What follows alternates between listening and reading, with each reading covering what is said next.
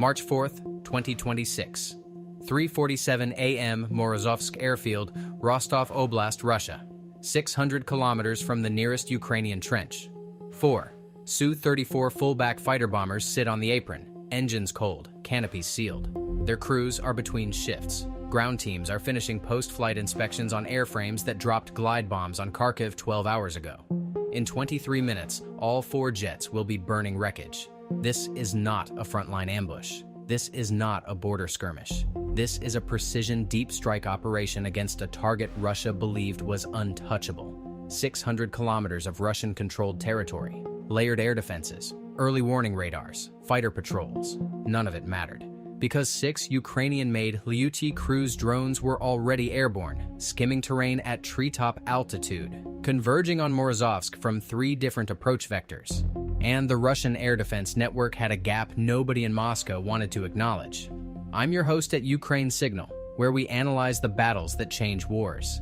Today, we're breaking down one of the most significant deep strike operations of the entire conflict, the night Ukraine reached into Russia's rear and ripped apart a critical Su-34 squadron on the ground.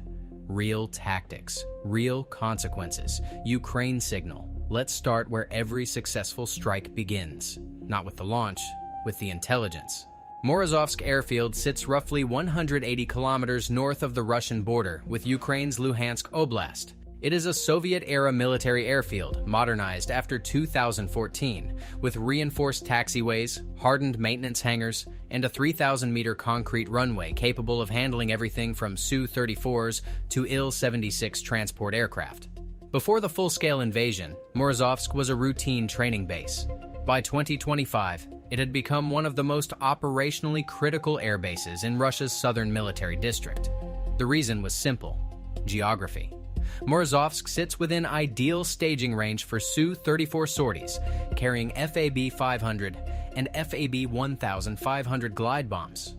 A fullback taking off from Morozovsk can reach its release point over occupied Luhansk or northern Donetsk in under 40 minutes, drop its payload from standoff range, and return without ever crossing into contested airspace. For the Russian aerospace forces, Morozovsk was a safe launch pad, deep enough to avoid Ukrainian HIMARS, far enough to feel secure. That sense of security was a fatal miscalculation. Ukrainian military intelligence, the GUR, had been monitoring Morozovsk since late 2025. Not sporadically, systematically.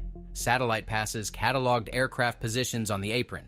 Signals intelligence tracked communication patterns between the airfield's operations center and the VKS Southern Command node.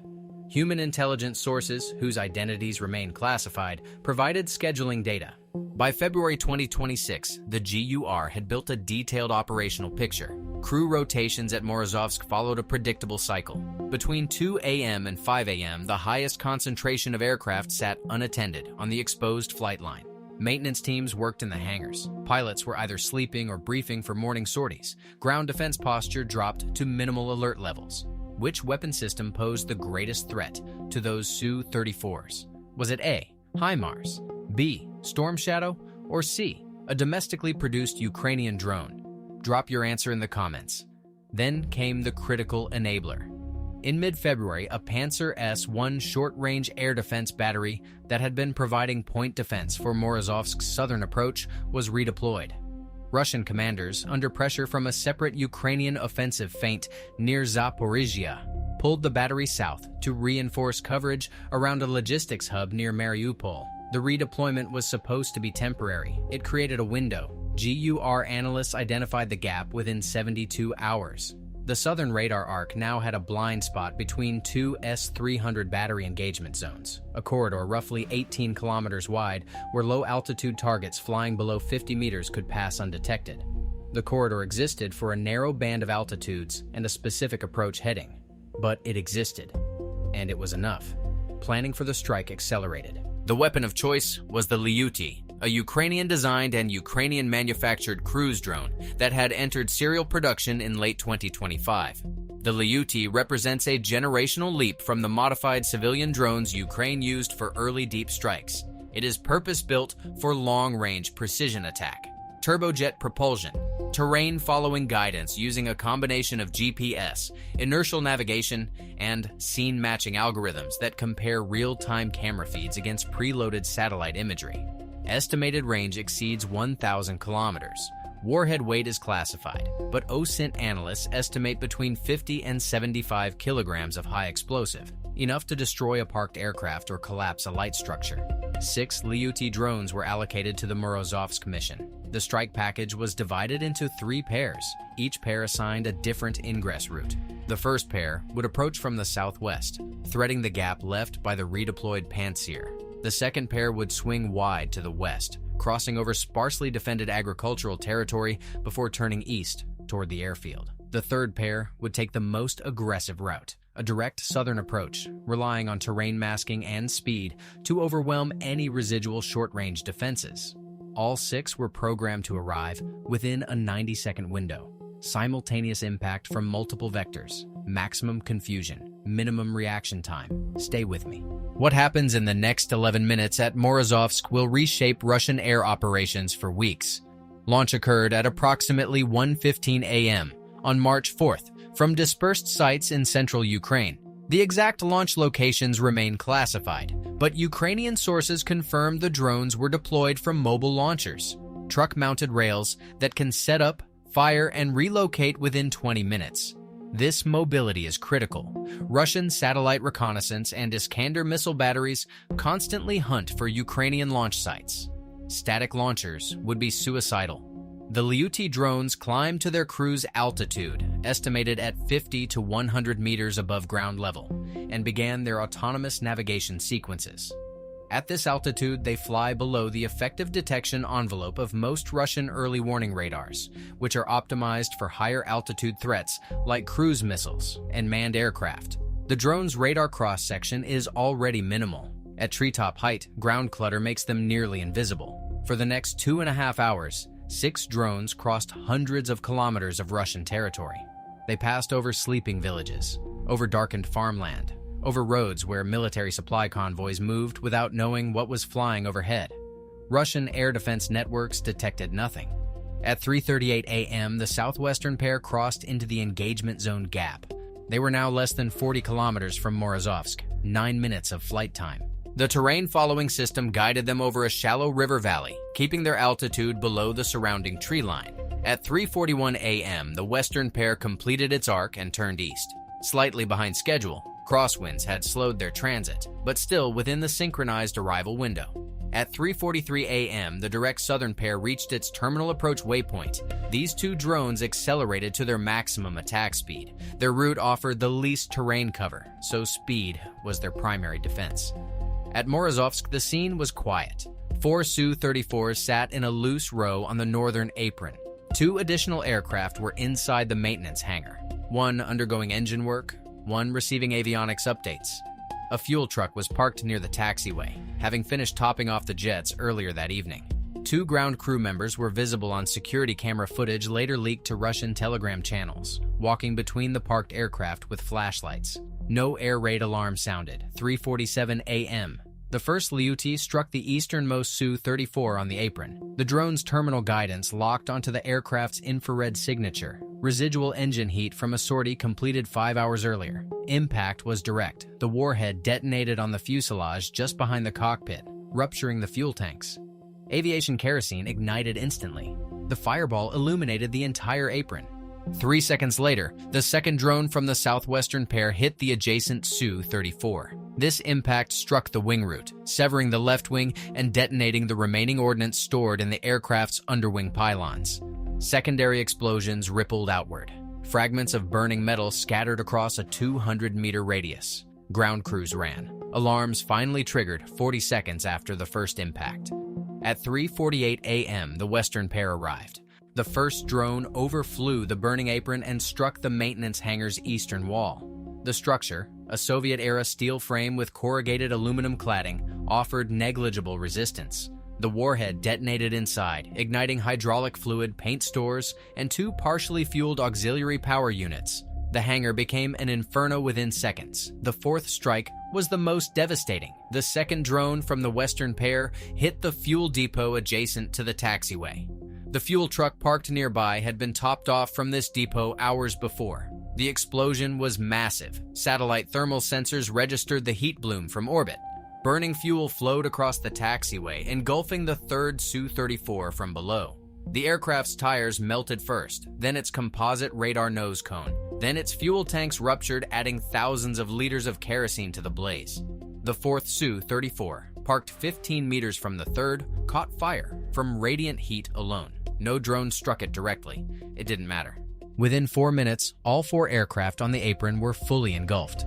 Subscribe to UkraineSignal if you want to understand how modern warfare actually works. This is the kind of tactical breakdown you won't find anywhere else. The 2 remaining Liuti drones, the direct southern pair, arrived at 3:49 a.m. By this point, Morozovsk's surviving air defenses had activated. A Zu-23-2 twin autocannon battery on the airfield's eastern perimeter opened fire. And Tor-M2 short-range missile system that had been in standby mode achieved targeting lock on the lead drone. The first of the southern pair was intercepted. The Tor-M2 launched a single 9M331 missile that struck the drone at approximately 800 meters altitude. Debris fell in a field east of the runway. The second drone was engaged by the Zu-23-2 and hit multiple times. It broke apart in the air approximately 400 meters short of the runway threshold. Its intended target, likely the runway itself or the operations building, was never struck. But it no longer mattered. The damage was catastrophic. By 4:15 a.m., Morozovsk Airfield was an inferno visible from 20 kilometers away. 4 Su-34 Fullback fighter bombers destroyed, 1 maintenance hangar gutted, the fuel depot burning uncontrollably. It would take fire crews until midday to bring the blaze under control. The taxiway was impassable, covered in burning fuel and debris. The runway itself was undamaged but operationally useless. Wreckage and fire blocked all access routes from the surviving hangars. Satellite imagery obtained by commercial providers and analyzed by OSINT investigators confirmed the destruction within 48 hours. 4 distinct aircraft-shaped burn scars on the apron. The maintenance hangar's roof collapsed inward. The fuel depot reduced to twisted steel and scorched concrete. How many Su-34s were destroyed in the Morozovsk strike? Was it A, 2, B, 4, or C, 6? I'll give you the answer at the end. Russian telegram channels exploded. Footage, shaky, filmed from a vehicle on a highway several kilometers from the airfield, showed towering columns of orange flame against the pre-dawn sky. Secondary explosions echoed across the steppe. One video, apparently from a security camera inside the airfield perimeter, showed ground crews sprinting away from the burning aircraft as ammunition cooked off, sending tracer rounds arcing wildly across the tarmac. The Russian Ministry of Defense issued a statement 12 hours later. They claimed to have intercepted most of the incoming drones and described damage as minor. They did not mention the Su-34s. They did not mention the fuel depot. They did not release any imagery of the airfield. Ukrainian military intelligence did. The GUR published before and after satellite comparisons within 3 days. The images were unambiguous. 4 Su-34s gone.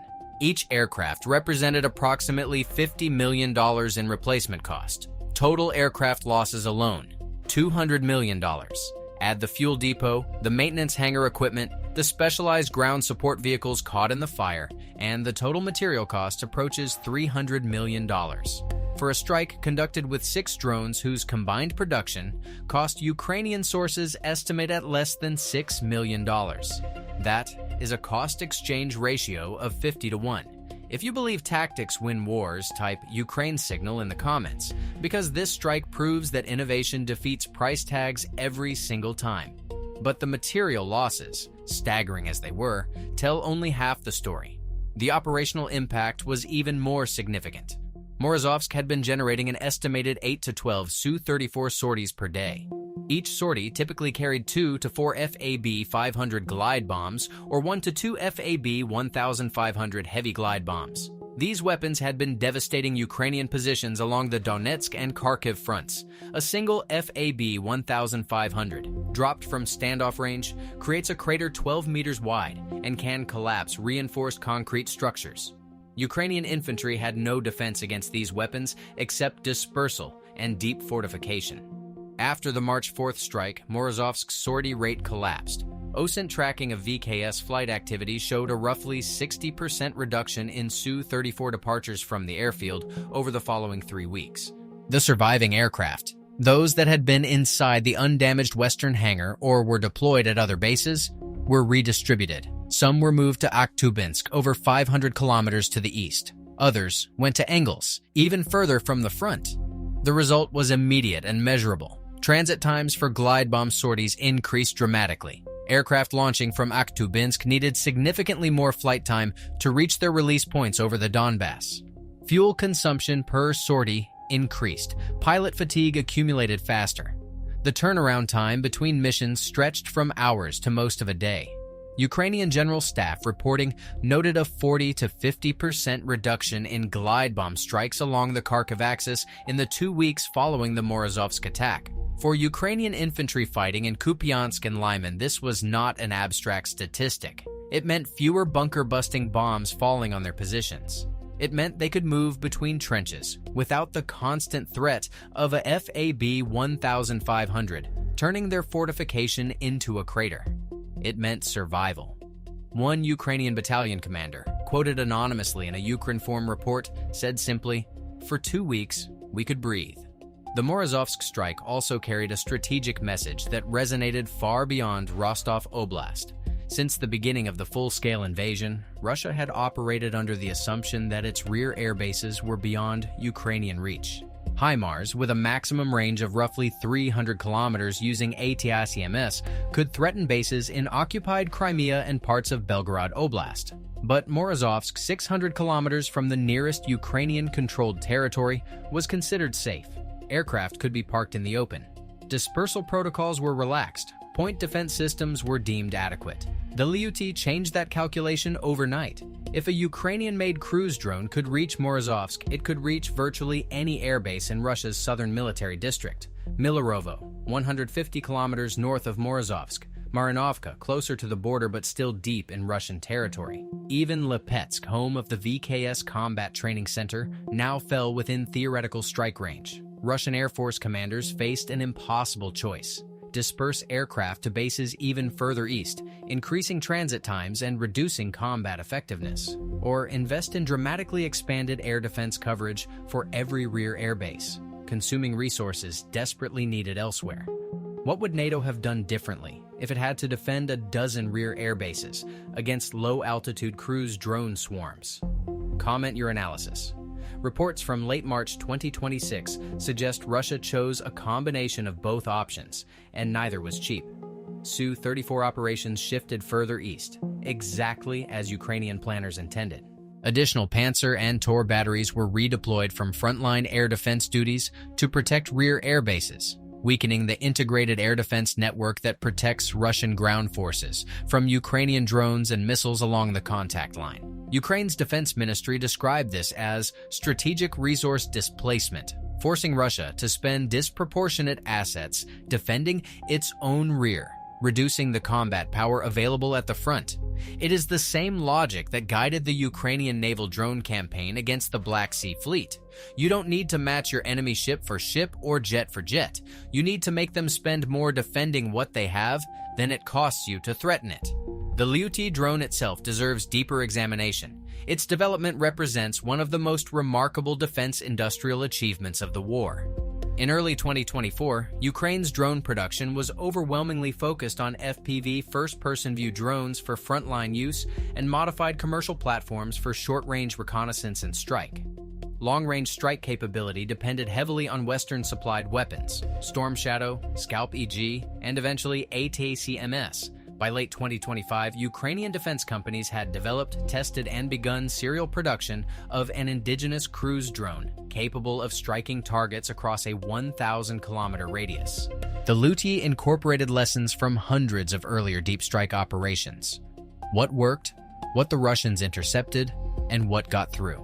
Its terrain-following algorithm was refined through operational data gathered during earlier drone campaigns against Crimean targets. Its radar cross-section was minimized through composite construction and careful shaping.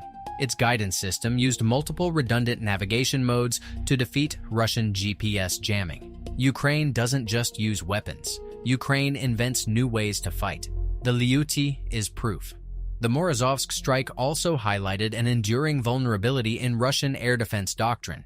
Russia possesses some of the most advanced air defense systems in the world: the S-400, the S-300V4, the Buk M3. These systems are designed to defeat high-value, high-altitude threats: cruise missiles, stealth aircraft, ballistic warheads. They are formidable, but they have a persistent weakness against low-altitude, low-speed, low-radar cross-section targets, particularly when those targets approach from unexpected vectors. The Liuti exploits this weakness perfectly. Flying at 50 meters above ground level, it disappears into terrain clutter. Its small size and composite body produce a radar return barely distinguishable from a large bird.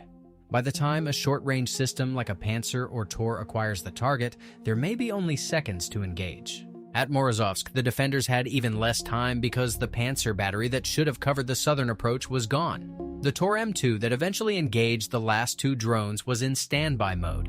Its radar was not actively scanning when the first 4 drones arrived. By the time operators brought the system to full readiness, 4 of 6 drones had already struck their targets. This is the fundamental asymmetry of modern air defense. A defender must cover all approaches, at all altitudes, at all times. An attacker needs to find one gap, at one altitude, at one time. The mathematics favor the attacker, and Ukraine has learned to exploit those mathematics with devastating precision. Now, the answer to the question from earlier. How many Su-34s were destroyed at Morozovsk? The answer is B, 4. 4 Fullback fighter bombers confirmed destroyed by satellite imagery and corroborated by OSINT analysis of Russian telegram footage. 2 additional aircraft were inside the maintenance hangar at the time of the strike. 1 may have sustained damage from the hangar fire, but destruction has not been confirmed. Conservative assessments count 4 confirmed kills. Some Ukrainian sources claim 5, but the evidence for the 5th remains inconclusive. 4 confirmed, at $50 million each, destroyed by drones costing a fraction of that amount. That is the new arithmetic of war. So what did Morozovsk teach us? First, no airbase is safe. Not at 100 kilometers from the front. Not at 600. The era of rear area sanctuaries is over. Any asset parked in the open, at a predictable location, on a predictable schedule, is a target. Dispersal, hardened shelters, and constant air defense vigilance are no longer optional. They are survival requirements. Second, intelligence wins strikes before they launch. The GUR's months-long surveillance of Morozovsk, tracking crew rotations, mapping air defense coverage, identifying the Pantsir redeployment, was the decisive factor. The drones were the weapon. The intelligence was the victory. Third, domestically produced long-range strike capability is a strategic game-changer. Ukraine's dependence on Western-supplied deep strike weapons created political and logistical constraints. The Liuti removes those constraints. Ukraine can now strike on its own timeline, against its own target priorities, without waiting for Allied approval or ammunition shipments. 3 questions remain. Was the decision to launch all 6 drones simultaneously the right call? Or should Ukraine have staggered the attack to assess damage between waves? Could Russia have prevented this strike if the Pantsir battery had remained at Morozovsk?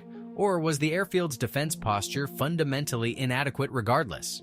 What would you have done differently? Subscribe to UkraineSignal, because we break down the battles that textbooks will study for decades. Real tactics, real consequences. UkraineSignal. Morozovsk airfield is operational again. The runway has been cleared. New aircraft have been deployed, but the scars remain.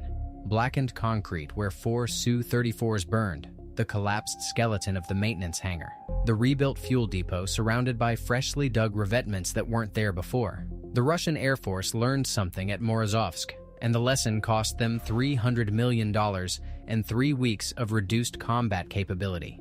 Ukraine taught it to them for less than $6 million. The steppe around Morozovsk is quiet now, but the wrecks remain. Silent reminders that modern warfare punishes complacency without mercy. Stay vigilant.